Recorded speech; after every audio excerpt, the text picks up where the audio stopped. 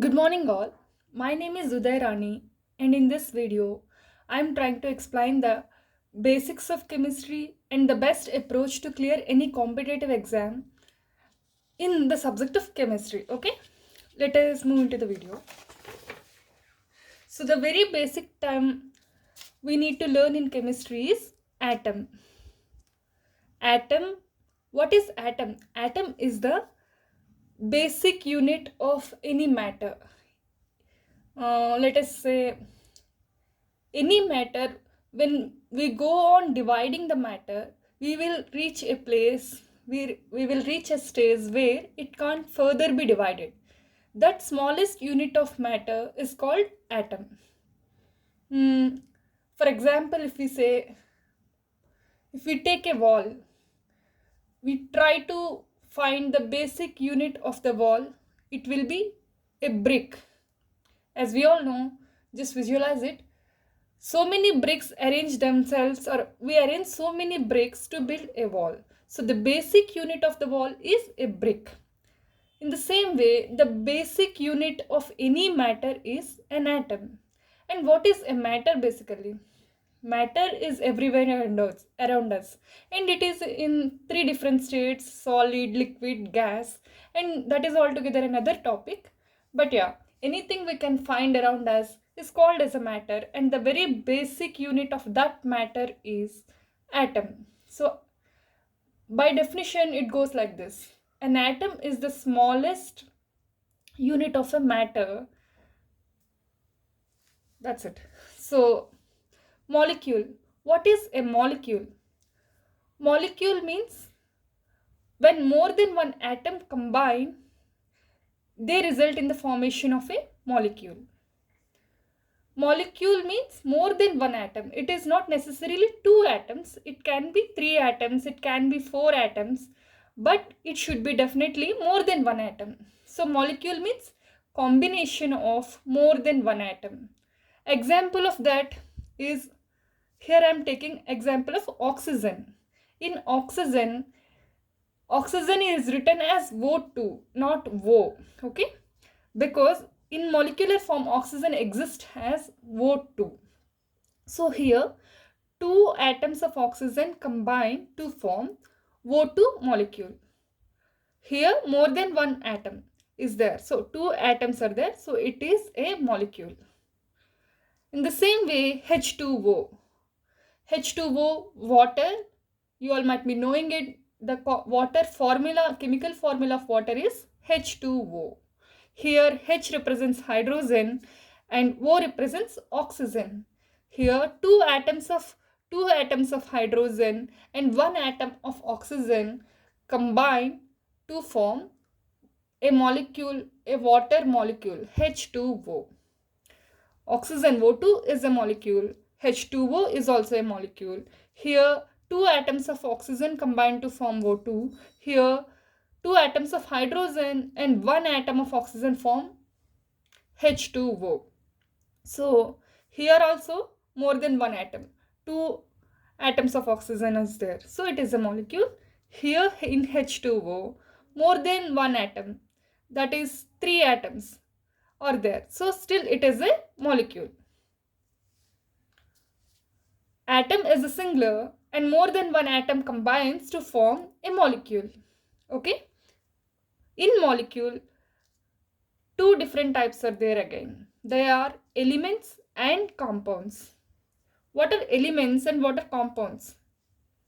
Yeah, elements means same type of atoms combine to form elements, and more than one type of atoms combine to form compounds. So in elements we can take the example of oxygen O2 and also hydrogen H2. That is also an element. Okay, so element is a molecule and compound is also a molecule, but in a finer details if you go, elements is formed by combination of same atoms. In compounds are formed by combination of more than one type of atom. Okay.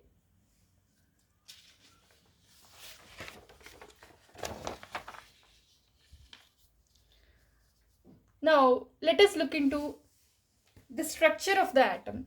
This is very important. So let's go into this. Here I have drawn the structure of potassium. Potassium is represented with the chemical name K. Okay. So it is potassium. The structure is of potassium. I have drawn here. Okay. Going into trivial details, an atom is made up of two charged particles and one neutral particle. That is, electrons of negative charge, protons of positive charge, neutrons which are neutral particles, or their charge is no charge is there on them. Okay.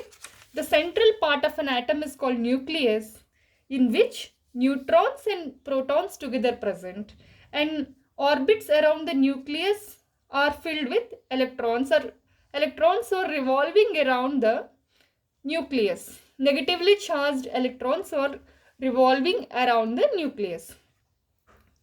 Coming to the charge of the nucleus. In nucleus, we have neutrons and protons together. So in an atom, the central part nucleus consists neutrons and protons of that atom. Neutrons are of no charge, so protons are positively charged. So the charge of nucleus would be positive. Anytime the charge of a nucleus in an atom is positive, nucleus is positively charged and electrons are negatively charged. So the potassium atomic number is 19. It means in the nucleus of potassium there are 19 protons. 19 protons means the charge of nucleus would be plus 19. Okay. And 19 electrons are revolving around the nucleus in their respective orbits. So what is nucleus and what is orbit? Nucleus is a central part of the atom in which protons and neutrons present. Okay, actually neutrons are not discussed a lot because they are of no charge, and in reactions also their presence doesn't really matter. So further on we don't talk about neutrons much. So we only talk about the positive and negative charge of the atom. So we will be talking about only protons and electrons. But neutrons anyway they are present in an atom. That should be taken grantedly. Okay. So here in case of potassium, the charge of nucleus will be plus 19 and 19 electrons. Electrons are, as I said, negatively charged particles. They are revolving around the nucleus in their respective orbits. This diagram shows the orbits of potassium here. This is the first orbit. Orbits are counted this way. The immediate orbit after the nucleus is the first orbit, and then the second orbit, third orbit, fourth orbit. Okay. In first orbit, 2 electrons are there. In second orbit, 1, 2, 3, 4, 5, 6, 7, 8 electrons are there. In third orbit also, 1, 2, 3, 4, 5, 6, 7, 8 electrons are there. And in fourth orbit, only 1 electron is there. As potassium's atomic number is 19, I have to fill, or in general we have to fill 19 electrons in the orbits of potassium. And by what principle or by what method we can fill the electrons in the orbits? For filling an electrons in an orbit, we follow Aufbau principle, and in detail we can discuss about Aufbau principle. It is important, but we can go into this later on. So following the Aufbau principle, electrons are filled in orbitals, orbits and all. So structure of atom simply means nucleus which has protons and electrons, and it is the center of the atom. Electrons will be revolving around the nucleus. Electrons are negatively charged, protons are positively charged. So nucleus is positively charged and electrons are negatively charged. So here it is over. And of course, atomic number means, if I say potassium's atomic number is 19, By that I mean in potassium 19 neutrons are there and 19 protons are there and 19 electrons are there. That means atomic number means is equals to number of electrons in the atom and also is equals to number of protons in the atom. In an atom, number of electrons and number of protons are same, equal. So we have already discussed what is an atom, what is a molecule, and what is the difference between elements and compounds. Okay. Now I feel we are clear with the concept of what is an atom and what is the internal structure of the atom. Okay.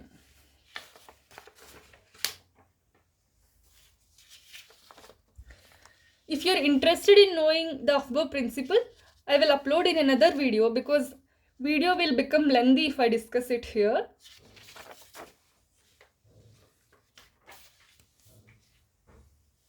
Okay.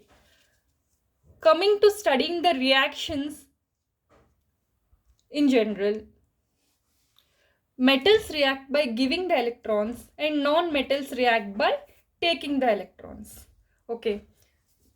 One more thing I have to mention here is the outermost orbit is called as valence shell of any atom. Okay. And the number of electrons in the outermost shell only decide how the element reacts, how it behaves in a reaction, what kind of bonds it forms, what is the temperature that we have to give for a reaction and all. Everything depends upon the number of electrons in the outermost orbit or valence shell. Okay, valence shell, outermost orbit, both are the same. Okay, here I have drawn the structure of sodium. Sodium's atomic number is 11. So in sodium, 11 electrons need to be there. So we can see in first orbit 2 electrons are there, second orbit 3 electrons are there, and in the third and outermost orbit of sodium has only 1 electron. So the valency of sodium is 1. This we get to hear many times. Okay.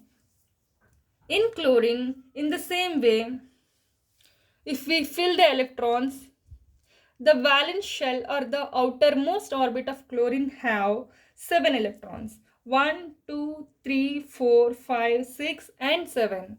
As I have mentioned, metals react by giving the electrons and non-metals react by taking the electrons. So when we have to say about valency, sodium is a metal. If you have an idea about, general idea about periodic table, in periodic table we have 8 groups. And first 2 groups of the periodic table are in S block and they deal with metals. And in P block we have 6 groups and most of them are non-metals. Some of them are metals and metalloids are also there, but non-metals are present in P block only. Okay. How they are categorized, how can we categorize them in particular group and all, we can discuss in periodic table. But when we study about reactions, what we have to consider the most is, if it is a metal, if the atom or an element which we are talking about is a metal, then we have to consider the valency or the outermost number of electrons in that particular atom as its valency. So in sodium, the number of electrons in the outermost orbit is 1. And for non-metals, like in case of chlorine, the number of electrons in the outermost orbit is 7, but its valency is also 1, because for non-metals, the valency is 8 minus the total number of electrons present in the outermost orbit of the atom. Here in chlorine, the outermost orbit have 7 electrons, 1, 2, 3, 4, 5, 6 and 7. So its valency would be 8 minus 7, that is 1. So the valency only defines or how it reacts with another elements around it. And this is very, very important, what the valency is. Okay. How we can say for metals it is directly the number of electrons in the outer orbit, and for non-metals it is 8 minus number of electrons in the outer orbit. that we will discuss now. See, any metal, any non-metal, for that sake, any atom, element, why it reacts with the elements available for it, why anything reacts in this? The reaction happens only because naturally every element, every atom tries to be in its lowest form of energy so that it will be stable. Stability of an atom is inversely proportional to the energy of the element or energy of the atom.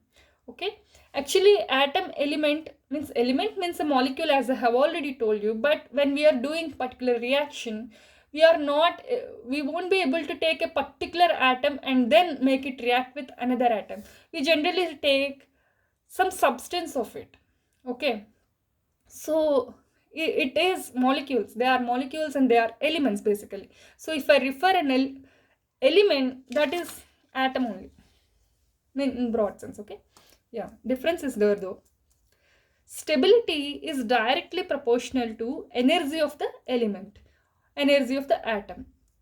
So if an element is in its lowest possible energy, then it is stable, it won't react further. Okay, to attain lowest energy, every atom follows particular rules. In chemistry, the atoms generally try to attain either divalency, octavalency or pseudovalency. Divalent, we say covalent and pseudovalent. What is divalent, covalent and pseudovalent? Divalent means the particular atom tries to be stable or tries to be in the state of lowest energy by attaining 2 electrons in the outermost orbit. And in octavalency, the element or atom tries to attain 8 electrons in the outermost orbit after the reaction. So it is stable. Okay, that means most of the elements we will be talking about deal with covalency. That means they try to attain 8 electrons in their outermost orbit so that they will be stable. Okay, how they attain 8 electrons in their outermost orbit? It depends on the number of electrons present in their outermost orbit before the reaction. So for sodium, the number of electrons in their outermost orbit is in its outermost orbit is 1. For chlorine, the outermost orbit has 7 electrons. As I said, every element tries to attain 8 electrons in its outermost orbit to be stable. So for covalency, 8 electrons have to be there. In sodium, only 1 electron is there. They can attain 8 electrons either by losing 1 or by gaining 7. So see here, if this orbit is not there, if the third orbit of sodium is not there at all, then in second orbit, how many electrons are there? 1, 2, 3, 4, 5, 6, 7 and 8. So to attain 8 electrons, sodium can easily lose 1 electron. By that way, if it loses its 1 electron, then it will have 8 electrons in its valence shell, means after the reaction. So naturally sodium exists like this, but to become stable it will react, and by losing 1 electron it will have 8 electrons in its outermost shell. So it will be stable by octavalence. Okay, by octavalence. This way, if we look at it, chlorine, in outermost orbit of chlorine, it has already 7 electrons. So to have 8 electrons, it is easier for it to attain 1 electron than to lose 7 electrons, because here also if we say in third orbit or in the outermost orbit of chlorine, it is having 7 electrons. To get 8 electrons in its outermost orbit, it can either get 1 electron or else it can lose 7 electrons. In that case also it will be having 8 electrons. 1, 2, 3, 4, 5, 6, 7 and 8. See, but as chlorine is already having more electrons in it, it is easier for it to get an electron from outside or from another element. Okay. So I think now you can imagine why metals react by giving electrons and non-metals react by taking the electrons. In detail, I will discuss it once we are into periodic table. But for now, I can say all metals in S block have either one electron or two electrons in valence shell or in the outermost orbit. So by reacting, they can get 8 electrons in the outer shell by losing one or two electrons they have in the outermost shell. So metals react by giving the electrons. Okay. In case of non-metals, here it is chlorine, fluorine, bromine, all those non-metals have more than 6 electrons in their orbit, that is 7 electrons in their orbit. In that case, it is easier for them to gain the electrons to form that octavalent rule, to get that stability by octavalent rule. So they try to react by taking the electrons. So the statement comes like this: metals react by giving the electrons and non-metals react by taking the electrons. Okay. And every metal react to attain the stability, and stability is inversely proportional to energy of the element or atom, what we say. So I think now it is clear for you why metals react by giving and why non-metals react by taking the electrons. Okay. Now I have used another word, valency. For metals, valency is number of electrons in the outermost orbit of the outermost orbit. And for non-metals, valency is 8 minus the valence electrons, that is outer electrons in the outermost orbit, because non-metals take the electrons. So how many electrons are less in them? 8 minus number of electrons already present. So for chlorine, it has 7 electrons, and to attain 8 electrons, it wants one more electron. So the valency becomes 8 minus 7, that is 1. So it needs 1 electron. So the need of chlorine is 1 more electron from outside. So its valency, we can say, is 1, because it is ready to react get 1 more electron. So valency is that. Valency means how reactive it is and how will it react. The simple word valency is that important. For sodium, the valency is 1. For chlorine, the valency is 1. For sodium, it reacts by giving 1. For chlorine, it reacts by taking 1. For magnesium, it is 2. So in that magnesium, that will be giving 2 electrons. So here what you have to remember is octavalence. Every element tries to attain 8 electrons in its outermost orbit after the reaction. Okay. If already it has 8 electrons in it, it won't react because it is already stable. Stable means it is in its lowest form of energy. In case of inert gases, we will see that. Okay.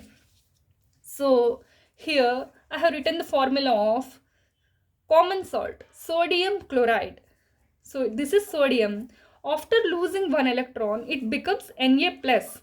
How this charge arises here? In sodium, there is no charge basically, because the number of protons in the nucleus is 11 and number of electrons in its orbits are 11. So the positive charge is plus 11, negative charge is minus 11, so the total charge is 0.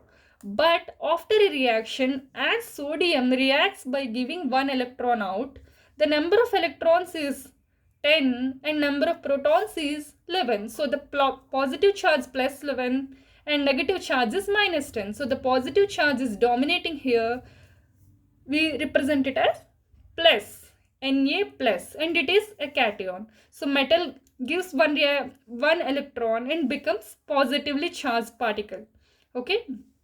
In case of chlorine, it is gaining one electron. So priorly it is having equal number of protons and electrons, but after a reaction, as it is getting one more electron from sodium, it is increasing its negative charge. So the effective charge of chlorine will be Cl minus. Simply plus, simply minus means it is 1 plus and it is 1 minus. Okay. So NaCl has formed like this. sodium, a cation, positively charged sodium and negatively charged chlorine bind together, and this bond is called as an ionic bond because here the complete transfer of electron has taken place and they both are charged particles. Okay, this is an ionic reaction. Now the octavalency prevails. Octavalency is important and it is followed everywhere. But in case of fluorine, if we see, the outermost orbit of a fluorine is having 1, 2, 3, 4, 5, 6 and 7 electrons. So if I have more than 2 fluorine atoms and if I have more than 1 fluorine atom and I want to react them, then the reaction will happen like this. In this, fluorine is a non-metal and it is having 7 electrons in its outermost orbit. Okay. So to attain stability, it will try to get 8 electrons in its outermost shell after the reaction. As it is having 7 electrons, it need one more electron from outside. Okay, that one more electron it can get either by taking the electron completely from an element or by sharing. Because as metals are already ready to give their electrons, as they want to get the stability by losing the electrons, they will give. But if a non-metal is there, another element is also not ready to completely transfer the electron, then they will react by sharing. Here it is. So if you observe, the covalent bonds are represented like this. Okay, and it is here I'm just showing the outermost orbit of the fluorine. Okay, outermost orbit of the fluorine, as already discussed, have 7 electrons, but it wants one more electron and it is sharing that one more electron with another fluorine here. So the formula is written as F2, and here see 1, 2, 3, 4, 5, 6, 7 and one more electron from another fluorine. It becomes 8 electrons. So it is written like this. See, if we see like this, the 2 electrons are in this fluorine, and if we see like this, these 2 electrons in this fluorine. So particularly these 2 electrons are shared between both the fluorines. Okay, now this bond belongs to both the fluorines. These electrons are shared between 2 atoms. So this bond is formed by sharing of electrons and it is called a covalent bond. Generally, covalent bonds are formed between 2 non-metals. Okay.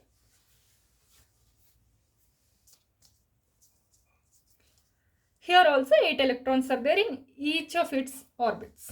Here 1, 2, 3, 4, 5, 6, 7, 8. 1, 2, 3, 4, 5, 6, 7, 8. Okay. And I also told you about divalency. In case of hydrogen have only one electron in its outermost orbit. Okay. After getting one more electron from another hydrogen, it will get 2 electrons in its outermost orbit. That is 1, 2. 1, 2.